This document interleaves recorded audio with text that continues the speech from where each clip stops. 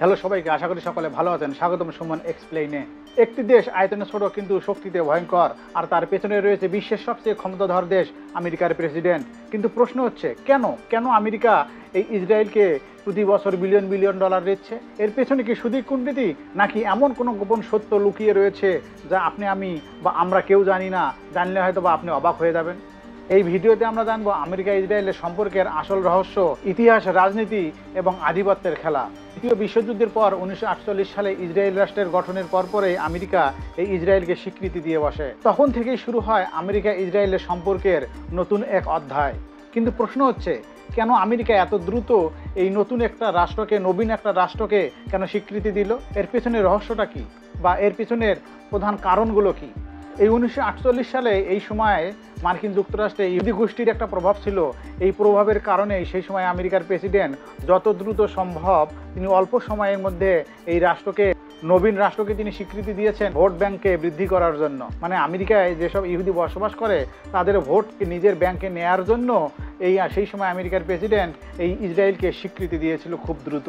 দ্বিতীয় বিশ্বযুদ্ধের সময় ইহুদিদের উপর নিদারুণ নির্যাতন চালানো হয়, যা ভাষায় বা বর্ণনা করে প্রকাশ করা সম্ভব নয়। তাদের প্রতি সহানুভূতি দেখানোর জন্য হলেও বিশ্বের মধ্যে একটা নবীন রাষ্ট্রকে স্বীকৃতি দিয়ে নিজেদেরকে তারা জানিয়েছে যে তারা মানবাধিকারের পক্ষে, তারা শোষিত নির্যাতিতদের পক্ষে। এজন্য তারা যত দ্রুত সম্ভব এই ইসরায়েলকে স্বীকৃতি দেয়। মধ্যপ্রাচ্যে নিজেদের প্রভাব বিস্তারের জন্য এবং সোভিয়েত ইউনিয়নের প্রভাব ঠেকানোর জন্য তারা একজন বিশ্বস্ত কাউকে খুঁজছিলেন। যখন এই 1948 সালে ইসরায়েল নামে নতুন একটি রাষ্ট্র গঠন করা হলো, তখন আমেরিকা এই সুযোগকে হাতছাড়া করেনি। তারা খুব দ্রুত এই দেশকে স্বীকৃতি দেয় এবং সব ধরনের সহযোগিতা করার আশ্বাস দেয়। অর্থ এবং অস্ত্র। আমেরিকা প্রতি বছর ইসরায়েলকে 3.8 বিলিয়ন ডলারের অস্ত্র এবং অর্থ সহায়তা দিয়ে থাকে। 2016 সালে বারাক ওবামা যখন ক্ষমতায় ছিলেন, তখন তিনি ইসরায়েলের সাথে 38 বিলিয়ন মার্কিন ডলারের একটা অস্ত্র সহায়তা চুক্তি করে গেছেন 10 বছরের জন্য।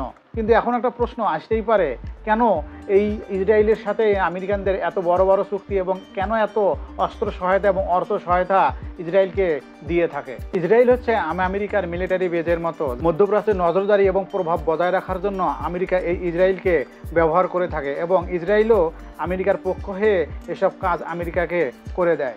মার্কিন অস্ত্র কোম্পানিগুলোর জন্য ইসরায়েল একটা বড় মার্কেট, কারণ ইসরায়েলিরা মার্কিনীদের কাছ থেকে সবচেয়ে বেশি অস্ত্র কিনে থাকে এবং বিভিন্ন ধরনের অস্ত্রের তারা সফল পরীক্ষা চালায় এবং প্রথম ব্যবহার করে এবং পরীক্ষামূলকভাবে ব্যবহার করে থাকে।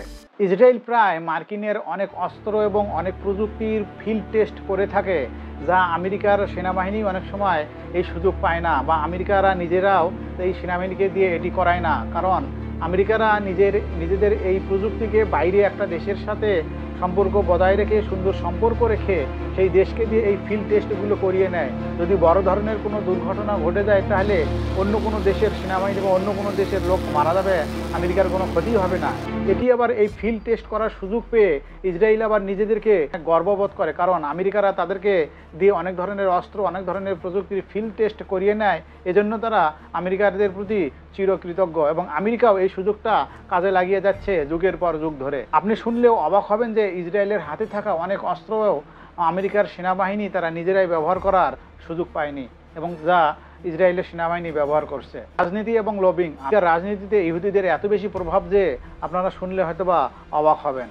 আমেরিকার প্রভাবশালী সংগঠন AIPAC, American Israel public affairs committee, এই কমিটি এত বেশি শক্তি যে এই কমিটির বাইরে গিয়ে যদি কোনো কংগ্রেস নেতাও কোনো মন্তব্য করে থাকে, তাহলে তার রাজনীতি শেষ বলে ধরে নেওয়া হয়। যা মার্কিন কংগ্রেস সদস্যদের উপর প্রভাব বিস্তার করে, ইসরায়েলের সুবিধার জন্য ইসরায়েলের পক্ষে যায় এমন অনেক বিল তারা পাশ করিয়ে নেয়। এমনকি প্রেসিডেন্ট নির্বাচন পর্যন্ত তারা প্রভাব বিস্তার করে। এই AIPAC সংগঠন এত বেশি শক্তিশালী যে, বা এত বেশি প্রভাবশালী যে, এই সংগঠনের বিরুদ্ধে যদি কোনো কংগ্রেসম্যান তাদের ইসরায়েলের বিরুদ্ধে কোনো ধরনের মন্তব্য করে বা কোনো ধরনের বাজে মন্তব্য করে, সেই কংগ্রেসম্যানের রাজনীতি শেষ বা ক্ষমতা চলে যাওয়ারও সম্ভাবনা থাকে। ধর্মীয় এবং আদর্শগত মিল। অনেক আমেরিকান খ্রিস্টান ইসরায়েলকে পবিত্র ভূমি বলে মনে করে। ইসরায়েলের অস্তিত্ব থাকা দরকার বাইবেলে বর্ণিত ভবিষ্যৎবাণী প্রমাণ করার জন্য। এই ধর্মীয় অনুভূতি যে কোনো ধরনের নীতি নির্ধারণে অনেক বড় ভূমিকা পালন করে থাকে। বর্তমান বাস্তবতা। গাজা যুদ্ধ, হামাস ইসরায়েল সংঘর্ষ এবং ফিলিস্তিনি সংকট, এসব ক্ষেত্রে আমেরিকা বরাবরই ইসরায়েলের পক্ষ নিয়ে থাকে। কিন্তু এখন অনেক আমেরিকান নাগরিক প্রশ্ন তুলতে শুরু করেছে যে কেন তাদের করের টাকা ইসরায়েলে যাচ্ছে। কেন একটি দেশকে এত অস্ত্র সহায়তা দেওয়া হচ্ছে যে দেশটির বিরুদ্ধে কিনা মানবাধিকার লঙ্ঘনের অভিযোগ রয়েছে? এবার গাজা ইসরায়েল যুদ্ধে অনেক আমেরিকান ইসরায়েলের বিরুদ্ধে রাস্তায় নেমে এসেছে, তারা প্রতিবাদ জানিয়েছে তাই যেন যুদ্ধ না করা হয়।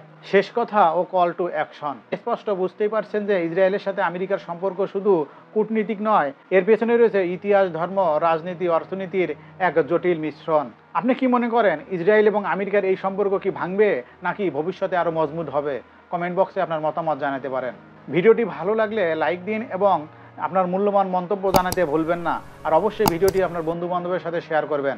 এমন অনেক তথ্যভিত্তিক ভিডিও পেতে সুমন এক্সপ্লেইন চ্যানেলটি সাবস্ক্রাইব করে রাখবেন এবং বেল বাটনটি অন করে দিবেন। আজকের মতো এখানেই, দেখা হবে আবার পরবর্তী কোনো ভিডিওতে। সে পর্যন্ত আপনারা সকলে ভালোই থাকুন। ধন্যবাদ সবাইকে।